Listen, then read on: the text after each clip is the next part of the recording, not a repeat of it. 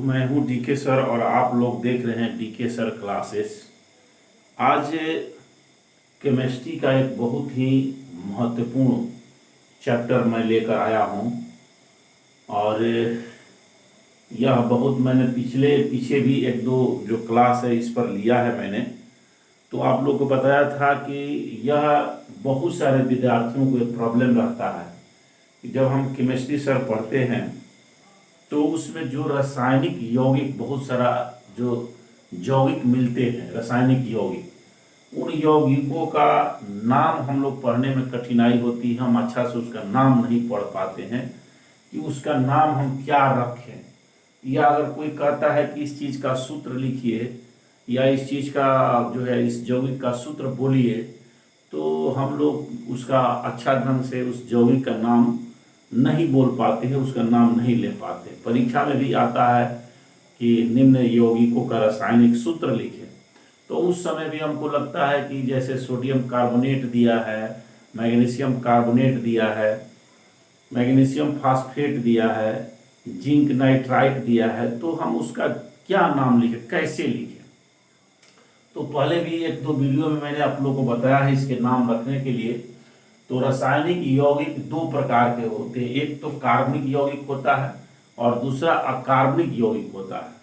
तो मैं पिछले आप लोग को एक दो वीडियो में मैंने अकार्बनिक रसायन के बारे में ही पढ़ने के लिए बता चुका हूँ। आज लास्ट क्लास है इसमें, और आज की क्लास लेने के बाद पहले के जो इस पर वीडियो जो मैंने बनाया है, क्लास लिया है, उसमें दोनों को देखने के बाद आप A to Z अकार्बनिक यौगिकों के सभी नाम पढ़ लेंगे, कोई छूटेगा नहीं।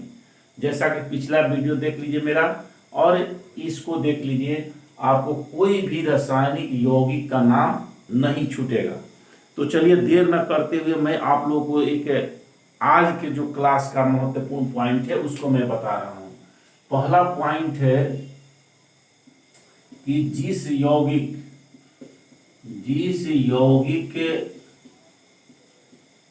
के अंत में या जिस रसायन पदार्थ के अंत में जो उसका सूत्र है, जिस यौगिक के अंत में PO4 लगा हो, PO4 लगा हो, ध्यान दीजिए, जिसके अंत में PO4 लगा हो, तो उसे हम फास्फेट पढ़ते हैं। इसको ध्यान रखिए, फास्फेट, उसको हम फास्फेट पढ़ेंगे।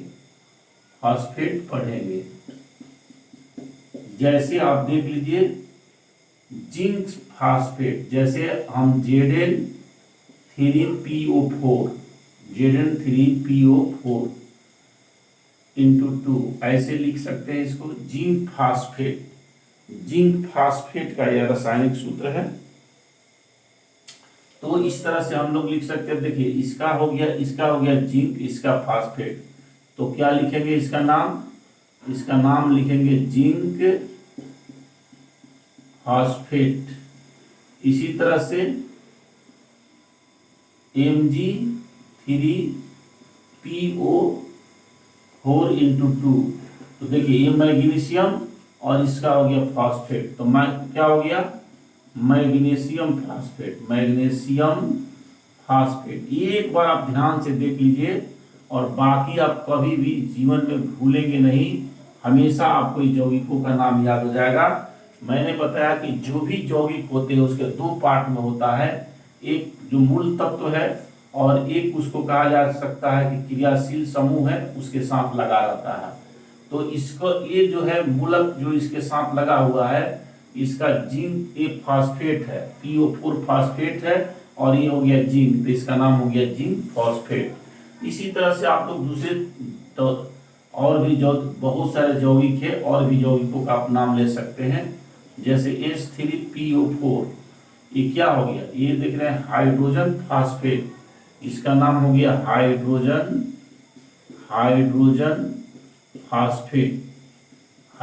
फास्फेट। तो इस तरह से जितने यौगिक हैं जिसके अंत में आप देखेंगे PO4 लगा हो, सबको आपको फास्फेट पढ़ना है। और जैसे उस तत्व का है और उसके लास्ट में PO4 लगा है, उसको फास्फेट पढ़ना है। तो इस तरह से आप लोगों को बहुत सारा यौगिक इसमें आप लोगों को मिलेगा, जैसे Na2PO4। देखिए अब ये हो गया सोडियम, ये हो गया फास्फेट, सोडियम फास्फेट। कितना आसानी से इसका नाम आप ग्रहण कर रहे हैं, सोडियम फास्फेट। तो इस तरह से जितने यौगिक हैं, जितने यौगिक आपको मिल जाए, जिसके अंत में आप PO4 देखिएगा, याद रखिए एकदम, अभी समझ लीजिए कि जिसके अंत में PO4 देखिएगा सबको फास्फेट पढ़ना है। इस तरह से आपने बता दिया। तो जिस यौगिक के अंत में आप PO4 लगा हुआ देखिए सबको फास्फेट पढ़िए। तो चलिए ये आपका हो गया। अब मैं इसमें जो लास्ट शेष बच रहा है एक दो, उसको भी बता देता हूं, और इसके बाद आपको सभी इसके पहले वाले वीडियो में आप देख लीजिएगा, इसके पहले वाले वीडियो बना चुके हैं, और उस क्लास में मैंने इस पर दो तीन और भी क्लास में मैंने बताया है, तो उसको भी देख लीजिएगा, आपको संपूर्ण समझ में आ जाएगा। अब दूसरा है, जिस यौगिक के अंत में एन लगा हो, देखिए ये भी इंपॉर्टेंट है। जिस यौगिक या जिस रसायन पदार्थ कह सकते हैं, जिस यौगिक के अंत में जिस यौगिक के अंत में क्या लगा हो, एन लगा हो, एन लगा हो, उसे क्या पढ़ेंगे, उसे नाइट्राइट पढ़ते हैं, उसे नाइट्राइट पढ़ते हैं। तो इस तरह से ये भी बहुत इंपॉर्टेंट है कि जिसके अंत में एन लगा हो उसे नाइट्राइट पढ़ते हैं, इसको याद रखना है, नाइट्राइट पढ़ते हैं। अब जैसे आप देखिए Mg3N2, तो देखिए ये हो गया मैग्नीशियम, ये हो गया नाइट्राइट, मैग्नीशियम नाइट्राइट। कितना आसान है, मैग्नीशियम नाइट्राइट। तो इस तरह से आप जो यौगिक हैं, जितने यौगिक हैं, इसका नाम आप रख सकते हैं, लिखे जा सकते हैं। अब सोडियम, जैसे इसी तरह से सोडियम Na3N, अब देखिए इसका हो गया सोडियम नाइट्राइट, इसका नाम हो गया सोडियम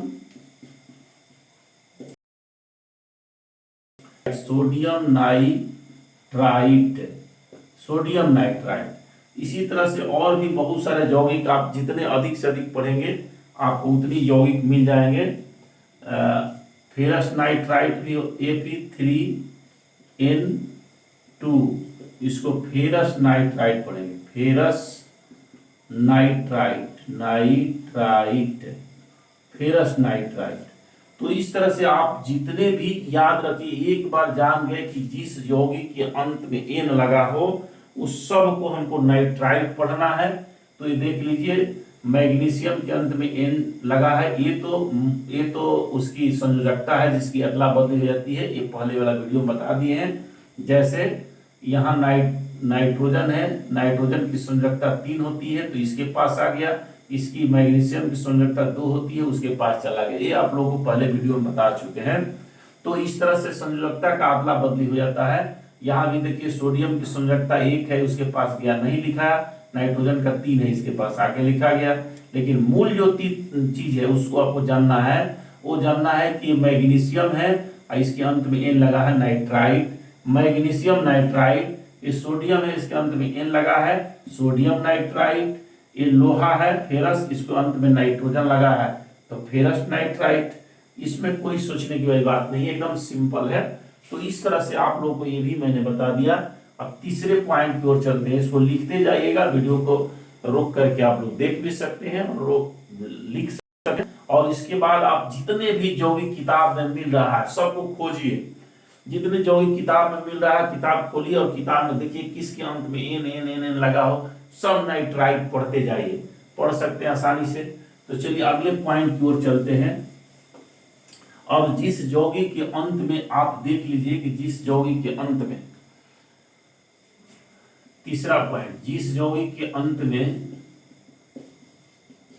जिस यौगिक के अंत में ना आई, देखिए आई हो, उसे आयोडाइड पढ़ते हैं, आयोडाइड पढ़ेंगे। क्या पढ़ेंगे? आयोडाइड, आयोडाइड पढ़ेंगे। तो आयोडाइड पढ़ेंगे, इसको लिख लीजिए, आयोडाइड पढ़ेंगे।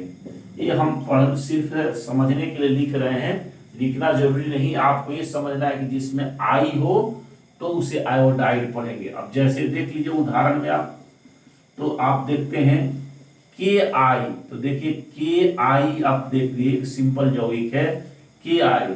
ये हो गया पोटेशियम, ये हो गया आयोडाइड, इसका नाम हो गया potassium, potassium iodide, iodide, potassium iodide. कितना आसान है। दूसरा देखिए, अब मान लीजिए कि इसी तरह से अगर दूसरे यौगिक में और भी है, दूसरे यौगिक आप लोग को मिल जाएगा इसमें। तो इस तरह से आपको एक AgI है ना, Ag सिल्वर का संकेत है, सिल्वर आयोडाइड, इसको कहेंगे सिल्वर, सिल्वर आयोडाइड, सिल्वर। इसी तरह से आप लोग और भी बहुत सारे यौगिक जो हैं आप लोग को मिलेंगे। और जैसे मैग्नीशियम है, मैग्नीशियम आयोडाइड MgI2, ये भी है। ये हो गया मैग्नीशियम, ये हो गया iodide, magnesium iodide, magnesium, magnesium iodide, iodide, magnesium iodide. तो इस तरह से जितने यौगिक हैं, मैंने एक दो आप लोगों को उदाहरण बता रहे हैं ताकि एक दो उदाहरण से आप समझ जाइए। बाकी तो जितना किताब में आपको यौगिक मिलेगा, जिसके अंत में देख लीजिए कि जिसके अंत में आई लगा हो, सबको आप आयोडाइड आयोडाइड पढ़िए। तो इस तरह से मैं एक दो उदाहरण देकर आप लोग समझा रहा हूं, बहुत सारे यौगिक हैं, तो आपको इसमें देख लीजिएगा। अगला मैं आप लोगों को यौगिक ले रहा हूं, जिस यौगिक के अंत में बिया लगा हो। अब कोई यौगिक आप लोगों को मिल जाए जिस यौगिक, ये सभी हम अकार्बनिक यौगिक की चर्चा कर रहे हैं, जिस यौगिक के अंत में बिया लगा हो, बिया लगा हो, उसे ब्रोमाइड पढ़ते हैं, उसे क्या पढ़ेंगे, ब्रोमाइड, उसे ब्रोमाइड पढ़ेंगे, ब्रोमाइड पढ़ेंगे, ये ध्यान रखना है। तो ये सिंपल है, इसको जिसमें जिस यौगिक के अंत में बिया लगा हो तो सबको ब्रोमाइड पढ़ेंगे। अब जैसे भी एक दो उदाहरण देख लीजिए। अब जैसे HBr, HBr क्या हो गया, हाइड्रोजन ही हो गया bromide, hydrogen bromide, hydrogen, hydrogen bromide. इस तरह से दूसरा जो यौगिक है AgBr, AgBr, ये देखिए silver bromide, silver bromide, silver bromide. इस तरह से और भी यौगिक आप लोग को मिल जाएंगे, बहुत सारा यौगिक इसमें भी होता है जिसमें आप लोग को ये सब आता है। अब एक KBr है, KBr देखिए पोटेशियम ब्रोमाइड, इसको पढ़ेंगे पोटेशियम, पोटेशियम हो गया की का पोटेशियम, इसका हो गया ब्रोमाइड, पोटेशियम ब्रोमाइड, ब्रोमाइड। तो इस तरह से आप लोग, मैंने दो तीन उदाहरण दे दिया। जितने अब यौगिक आपको मिलेंगे किताब में देखिए, और जिसके अंत में आप देख लीजिए Br, तो उस तत्व का नाम लिखिए। जैसे हाइड्रोजन है तो हाइड्रोजन, यही हो गया ब्रोमाइड, हाइड्रोजन ब्रोमाइड।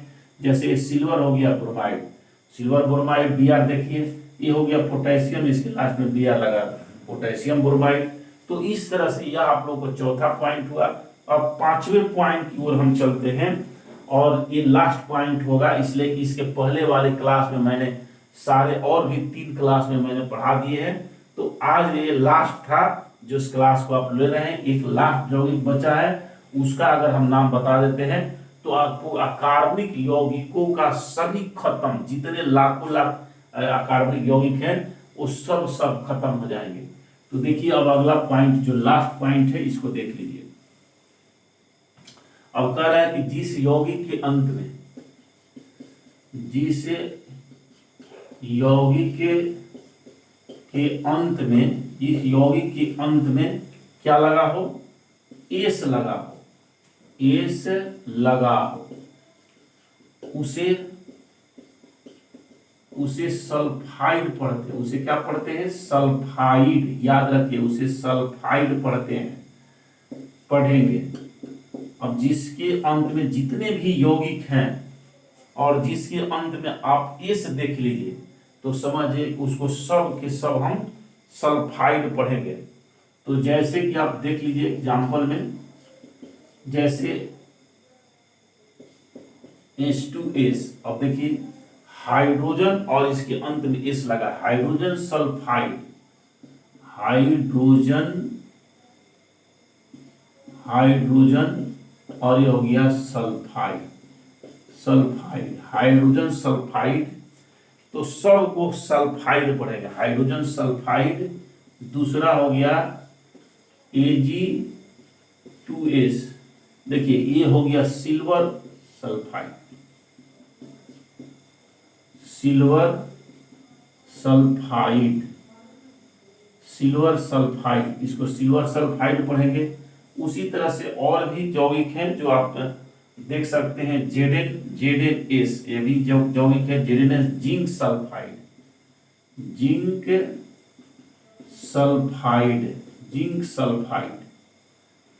सल्फाइड हो गया। और इसी तरह से मैं 2-4 उदाहरण आप लोगों को दे रहा हूं। बाकी जो है आप अपने से भी बहुत सारे यौगिकों का नाम खोज सकते हैं। Fe2S, जैसे इसका हो गया आपको ना फेरस सल्फाइड हो गया, सल्फाइड। तो इस तरह से फेरस सल्फाइड हो गया। तो बहुत सारे यौगिक आपको मिल जाएंगे। जैसे अगर दो लेते हैं तो इसको इस तरह से छोड़ दीजिएगा, FeS, इसलिए कि दोनों का लगभग इसका F का भी 2 संयोजकता होता है और S का भी, तो FeS हो सकता है। और नहीं तो अगर इसको 2 लेंगे, इसका 3 लेंगे तो 2 इसका 3 हो जाएगा। फेरस सल्फाइड, तो ये हो जाएगा फेरिक, इसलिए कि इसका देखिए आप लोग कहाँ फेरस पढ़ते हैं और कहाँ फेरिक पढ़ते हैं, इसमें थोड़ा बच्चे हमारे कंफ्यूज हो जाते हैं। तो इसमें क्या होता है कि जब मूल तत्व का, इसमें कभी कभी कोई तत्व होता है जिसकी संयोजकता 1 से 2 हो जाती है। तो इसमें जब बड़ी संयोजकता काम करती है, जैसे लोहा की संयोजकता क्या है, 2 और 3 दोनों है। तो जब इसमें 2 काम करेगा, लोहा की संयोजकता 2 काम करेगा, तो इसको पढ़ते हैं फेरस। अस ला के पढ़ते हैं फेरस, अस पढ़ते हैं फेरस, यानी इसमें अस लग गया ना। और जब इसमें 3 तीसरा बड़ा संयोजकता काम करेगा तो इसको पढ़ते हैं फेरिक, यानी इसको पढ़ेंगे फेरिक, यानी इक लगा कर पढ़ते हैं। तो देखिए यहाँ पर अगर हम 2 इसकी संयोजकता FeS छोड़ देते हैं तो इसको पढ़ेंगे फेरस सल्फाइड। लेकिन इसी में अगर कर देते हैं Fe2S3 कर देंगे अगर, तो ये हो गया फेरिक सल्फाइड, इसको कहेंगे फेरिक सल्फाइड। तो इस तरह से आपको फेरिक सल्फाइड हो गया। तो देखिए आज मैंने आप लोगों को बताया, इसमें कुछ नहीं है, आप थोड़ी सी ध्यान दीजिए तो लाख यौगिकों का आप नाम आसानी से पढ़ सकते हैं। सिर्फ आपको यही याद रखना है कि जिस यौगिक के अंत में इस लगा हो सब के सब सल्फाइड पढ़ेंगे। तो देखिए हाइड्रोजन के साथ सल्फर लग गया, हाइड्रोजन सल्फाइड। यहाँ देखिए सिल्वर चांदी है, इसके साथ में इस लग गया, सिल्वर सल्फाइड। देखिए जेड जस्ता है, जस्ता के साथ यहाँ सल्फर लग गया, जिंक सल्फाइड। यहाँ देखिए लोहा है, लोहा के साथ जो है इस लग गया, फेरस सल्फाइड। और यहाँ फिर उसी का फेरिक हो गया, जब संयोजकता बड़ी काम तो फेरिक सल्फाइड। तो इस तरह से मैं अपने सभी विद्यार्थियों को कहता हूं कि जो भी पढ़िए ध्यान पूर्वक पढ़िए। और मैं आप लोगों को बिल्कुल साधारण भाषा में सरल ढंग से एकदम बिल्कुल अच्छे से समझाता हूं, ताकि आपको एक एक बात समझ में आ जाए। फिर भी आपको लगता है कि कहीं पर कोई त्रुटि रह गई है या कहीं पर ऐसा चीज है जो कि नहीं ये नहीं होना चाहिए या गलत हो गया मुझसे, मैंने मिस्टेक कर दिया, तो आप जरूर कमेंट में बताइए। और जब मैं पढ़ाता हूं तो क्या मेरी भाषा आपको समझ में आती है कि नहीं, या जो मैंने पढ़ाया इससे आपको लाभ हो रहा है कि नहीं, आप लोग कमेंट में जरूर बताइए। और दूसरी बात कि मैं बार बार अपने जो भी हमारे इस क्लास को देखते हैं उन सभी छात्र छात्राओं से शिक्षक बंधुओं से, प्रोफेसर बंधुओं से, जो भी लोग देखते हैं सभी से या भारत के तमाम लोगों से, माताओं और बहनों सबसे रिक्वेस्ट करता हूँ, लाइक कमेंट करके जरूर बताइए कि इससे फायदा आपको हो रहा है कि नहीं, क्या आपके बच्चे इससे लाभान्वित हो रहे हैं कि नहीं, क्या कुछ सीख रहे हैं कि नहीं। अगर ऐसा है तो आप निश्चित रूप से लाइक कमेंट और शेयर जरूर करें। और दूसरी बात कि आप इस चैनल को सब्सक्राइब कर लें, ताकि जैसे ही मैं इस तरह का वीडियो आपके साथ लाऊं तो आपको निश्चित रूप से इसका लाभ मिले, आप तक पहुंच जाए। देखिए, मैं कोशिश करता हूं कि हर चीज को वैज्ञानिक तरीके से आपको समझाऊं। मैं अधिक से अधिक विज्ञान, चूंकि मैं साइंस का टीचर हूं, तो मैं, और दूसरी बात कि मैं फिजिक्स, केमिस्ट्री, बायोलॉजी तीनों को लेकर चल रहा हूं और तीनों पर आप लोगों को बताता हूं। अगर आप लोग के भी पास कोई ऐसा क्वेश्चन है, ऐसा प्रश्न है जो आप लोग को स्पष्ट रूप से नहीं समझ में आता है, तो उस प्रश्न को कमेंट में बताइए। मैं उसको अगले क्लास में आपको बेहतरीन ढंग से समझाने की कोशिश करूंगा और निश्चित रूप से मैं कोशिश करूंगा कि आपको वो समझ में आ जाए। ये मेरा दवा है, मैं समझा सकता हूं, उसको बताऊंगा। तो ये रसायन शास्त्र का आज का एक आप लोगों को टॉपिक जो बच गया था, जिसमें मैंने बहुत सारे पीछे कार्बनिक यौगिकों का रासायनिक नाम कैसे पढ़े, इसमें बहुत सारी कठिनाइयां होती है। यहाँ तो देखिए APS लिख दिए, यहाँ Fe2S3 लिख दिए, तो इसको कैसे पढ़ेंगे, तो एक दिन इस पर वीडियो में बता दूंगा कहाँ पर अस लगेगा, कहाँ पर इक लगेगा, लेकिन शॉर्ट में यहाँ आप लोग को समझा दिए, आप लोग देख लीजिएगा। तो चलिए, आप सभी को बहुत बहुत धन्यवाद। फिर आप लोग को इसी तरह से साइंस के क्लास में लेकर के आप लोग के सामने हाजिर होंगे, और तब तक के लिए आप सभी को धन्यवाद। और आप लोग निश्चित रूप से इससे लाभ उठाइए, विज्ञान के प्रति अपने आप को जागरूक कीजिए। और लेकिन एक बात जरूर कहूंगा कि आप चैनल को सब्सक्राइब कर लीजिए। धन्यवाद।